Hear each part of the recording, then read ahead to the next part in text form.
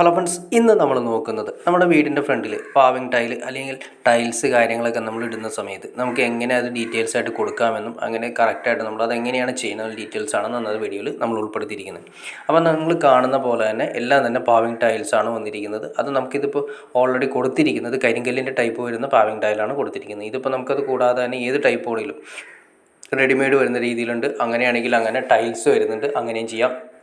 ഏറ്റവും കൂടുതൽ ശ്രദ്ധിക്കേണ്ട കാര്യം നമുക്ക് ക്ലീൻ ചെയ്യാൻ എളുപ്പത്തിനും പെട്ടെന്ന് തന്നെ ക്ലീൻ ചെയ്ത് ക്ലിയർ ചെയ്യാൻ പറ്റണം. അതുപോലെ തന്നെ അധികം ഷെയ്ഡ് ആവാത്ത രീതിയിൽ, കാരണം ഏറ്റവും കൂടുതൽ വെളിച്ചടിക്കുന്ന സ്ഥലമായതുകൊണ്ട് പെട്ടെന്ന് തന്നെ പല ഡിസൈനിൽ കളറുകളൊക്കെ കൊടുത്തതിന് പെട്ടെന്ന് ഫെയ്ഡ് ആവാനും അതുപോലെ തന്നെ ഈ പൂപ്പൽ വെള്ളം കാര്യങ്ങളൊക്കെ മഴക്കാലം കാര്യങ്ങളൊക്കെ ഒന്ന് പൂപ്പൽ പിടിച്ച് തെന്നി വീഴാനുള്ള ചാൻസ് കാര്യങ്ങൾ കൂടുതലുണ്ട്. അപ്പോൾ അങ്ങനെയുള്ള ടൈലുകൾ വേണം നമ്മൾ ഏറ്റവും ആദ്യം സെലക്ട് ചെയ്യാനായിട്ട്. ഇതിപ്പോൾ നമ്മൾ കരിങ്കല്ലിൻ്റെയാണ് വന്നിരിക്കുന്നത്. കരിങ്കല്ലിൻ്റെ പാവൻ ടൈൽ കൊടുത്തിരിക്കുന്നു. അതിൻ്റെ ഗ്യാപ്പിൽ നമ്മൾ ആർട്ടിഫിഷ്യലായിട്ട് വരുന്ന പുല്ല് കൊടുക്കാനാണ് ഉദ്ദേശിക്കുന്നത്. അപ്പോൾ അതിന് വേണ്ടിയിട്ടാണ് ഈ ഗ്യാപ്പ് കൊടുത്തിരിക്കുന്നത്. ആർട്ടിഫിഷ്യൽ ലാൻഡ് ഇത് കൊടുക്കാം. ഇനി അതല്ലെങ്കിൽ നാച്ചുറലായിട്ടുള്ള പുല്ല് നമുക്ക് കൊടുക്കാം. അത് ഏത് വേണമെങ്കിൽ നമുക്ക് സെലക്ട് ചെയ്യാം. നമ്മൾ നാച്ചുറൽ ആവുന്ന സമയത്ത് ഇടയ്ക്കാണെങ്കിൽ ഒരു മാസത്തിന് 2 പ്രാവശ്യമെങ്കിലും അത് വെട്ടിയൊന്ന് ക്ലിയർ ചെയ്ത് നിർത്തണം. അല്ലെങ്കിൽ അത് ഭയങ്കര ഒരു വല്ലാത്തൊരു അവസ്ഥയിലേക്ക് മാറിപ്പോകാനുള്ള ചാൻസ് ഉണ്ട്. കണ്ടോ, ഇപ്പോൾ ഇത് നിങ്ങൾ നോക്കി അറിയാൻ പറ്റും. 2 ടൈൽ തമ്മിൽ ഏകദേശം 2 mm താത്തിയാണ് നമ്മളതിൻ്റെ കോൺക്രീറ്റിങ് അല്ലെങ്കിൽ അതിൻ്റെ ഓരോ കല്ലിൻ്റെ ഗ്യാപ്പുകൾ പരിക്കനിട്ട് ടൈറ്റ് ചെയ്യുകയാണ് ചെയ്യുന്നത്. അതെന്തിനാണെന്ന് വെച്ചിട്ടുണ്ടെങ്കിൽ അതിന് താഴെ നമ്മൾ ഏറ്റവും ആദ്യം തന്നെ ഭൂമി കാര്യങ്ങൾ ലെവൽ ചെയ്യണം. ലെവൽ ചെയ്തതിന് ശേഷം ഏത് സ്ഥലത്തേക്കാണോ വെള്ളം ഇടാനുള്ള സ്ലോപ്പ് കാര്യങ്ങൾ, അതിന് ശേഷം ആ സ്ഥലത്തേക്ക് നമ്മൾ സ്ലോപ്പ് കാര്യങ്ങൾ ചെയ്തതിന് ശേഷം ഭൂമിയെല്ലാം നല്ല ഉറപ്പിച്ചതിന് ശേഷം മുകളിൽ നമ്മൾ മെറ്റലോ അല്ലെങ്കിൽ ഗ്രാവലോ വിരിക്കുക. ഗ്രാവൽ വിരിച്ച് അതിൻ്റെ മുകളിലാണ് നമ്മൾ ഈ പറയുന്ന പാവിങ് ടൈൽ ഓരോന്ന് നമ്മൾ അടക്കി ക്ലിയർ ചെയ്യുന്നത്. അതിന് ശേഷം ഇതിൻ്റെ മുകളിൽ വൈബ്രേറ്റർ ഇടും.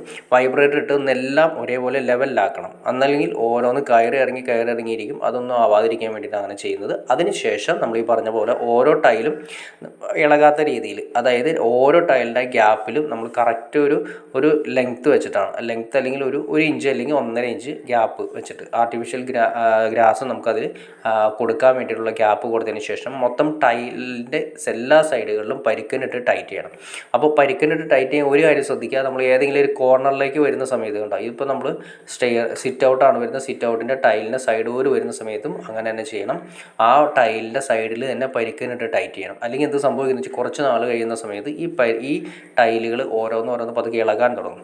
അപ്പോൾ ഒരെണ്ണം ഇളകി കഴിഞ്ഞാൽ പിന്നെ നമുക്ക് എന്താ പ്രത്യേകത വെച്ചിട്ടുണ്ടെങ്കിൽ നമ്മൾ മഴയൊക്കെ പെയ്യുന്ന സമയത്ത് ഈ കല്ലിൻ്റെ അടിയിലായിരിക്കും വെള്ളം നിൽക്കുന്നത്. നമ്മൾ കയറി ചവിട്ടുന്ന സമയത്ത് ആ വെള്ളം നേരെ നമ്മുടെ കാലുമേക്കോ അല്ലെങ്കിൽ നമ്മൾ ഉപയോഗിക്കുന്ന പാൻറ്റോ കാര്യങ്ങളൊന്നും അതിലേക്ക് മുണ്ടിലേക്കോ അല്ലെങ്കിൽ തെറിക്കാനുള്ള ചാൻസ് കാര്യങ്ങൾ, ആ ചെളിവെള്ളമായിരിക്കും തെറിക്കുന്നത്. അപ്പോൾ അത് ഒഴിവാക്കാൻ വേണ്ടിയിട്ട്, അത് നിങ്ങൾ പല സ്ഥലങ്ങളിൽ കണ്ടിട്ടുണ്ടാവും.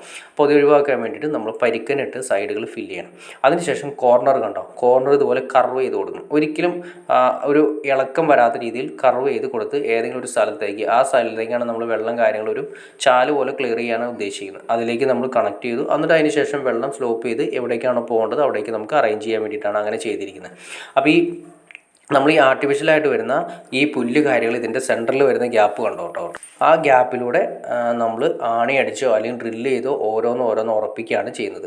ഈ ആർട്ടിഫിഷ്യൽ പുല്ലിനൊരു പ്രത്യേകതയുണ്ട്. വേറെ ഒന്നുമല്ല, ഒരു 3 വർഷം 4 വർഷം കഴിയുമ്പോഴേക്കും അത് ഫെയ്ഡ് ആവും. അപ്പോൾ അത് കളഞ്ഞതിന് ശേഷം വേറെ വെക്കേണ്ടി വരും. പക്ഷേ നമ്മൾ ഈ പറഞ്ഞ പോലെ നാച്ചുറൽ പറയുന്ന പുല്ല് വയ്ക്കുകയാണെങ്കിൽ ഏറ്റവും നല്ലതാണ്. പക്ഷേ അത് നമ്മൾ മെയിൻറ്റെയിൻ ചെയ്യാനായിട്ട് നമുക്കൊരു മാസത്തിൽ 2 തവണയെങ്കിലും നമ്മളത് മെയിൻറ്റെയിൻ ചെയ്തിടണം. അല്ലെങ്കിൽ മൊത്തത്തിൽ ഒരു നല്ലൊരു വൃത്തികെട്ട ഒരവസ്ഥയിലേക്ക് മാറിപ്പോകും. കാരണം പുല്ല് നന്നായിട്ട് വളർന്നു കഴിഞ്ഞാൽ ഈ ടൈലൊന്നും കാണാത്ത രീതിയിൽ പല സ്ഥലങ്ങളിലും നമ്മൾ കണ്ടിട്ടുണ്ടാവും. അപ്പോൾ അതൊക്കെ മെയിൻറ്റെയിൻ ചെയ്യാൻ നമുക്ക് പറ്റുമെന്നുണ്ടെങ്കിൽ മാത്രമേ നമ്മൾ ഈ പറഞ്ഞ പോലെ നാച്ചുറലായിട്ട് വരുന്ന പുല്ല് കൊടുക്കേണ്ട ആവശ്യം വരുന്നുള്ളൂ. അപ്പോൾ നാച്ചുറലായിട്ട് പുല്ല് കൊടുക്കുന്ന സമയത്ത് അതിൻ്റെ ഗ്യാപ്പിൽ നമ്മൾ കൊടുക്കേണ്ടത് മണ്ണായിരിക്കണം കൊടുക്കേണ്ടത്. മണ്ണ് നല്ല ടൈറ്റ് ചെയ്ത് കൊടുത്ത് ക്ലിയർ ചെയ്യണം.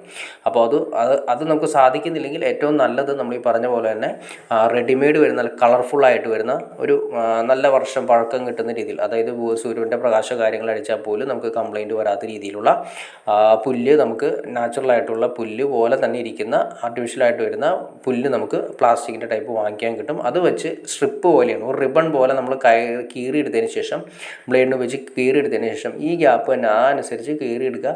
എന്നിട്ട് അതിലൂടെ സെൻറ്ററിൽ വെച്ച് ക്ലിയർ ചെയ്ത് ആണി വെച്ചോ അതല്ലെങ്കിൽ ഡ്രില്ല് ഉപയോഗിച്ച് സ്ക്രൂ ചെയ്തോ ആണ് ടൈറ്റ് ചെയ്യുന്നത്. അപ്പോൾ അങ്ങനെ ചെയ്തതിന് ശേഷമാണ് നമ്മളിത് ക്ലിയർ ചെയ്യുന്നത്.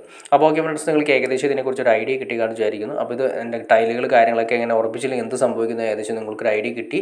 ഇനി എന്തെങ്കിലും ഡൗട്ട്സോ കാര്യങ്ങളോ ഉണ്ടെങ്കിൽ തീർച്ചയായിട്ടും കമൻറ്റ് ചെയ്യാനും മടിക്കരുത്, ഷെയർ ചെയ്യാനും മടിക്കരുത്. ചാനൽ ഒന്ന് സബ്സ്ക്രൈബ് ചെയ്യാൻ വേണ്ടി, ചാനൽ സബ്സ്ക്രൈബ് ചെയ്താൽ നമ്മൾ ഇതുപോലുള്ള ഇൻഫോർമേറ്റീവായ വീഡിയോസ് ചെയ്യാനുള്ളൊരു മോട്ടിവേഷൻ ലഭിക്കുള്ളൂ. അപ്പോൾ തീർച്ചയായിട്ടും ചാനൽ ഒന്ന് സബ്സ്ക്രൈബ് ചെയ്തേക്കാം. ഓക്കെ ഫ്രണ്ട്സ്, അടുത്ത വീഡിയോയിൽ കാണുന്നവരെ ഓക്കെ.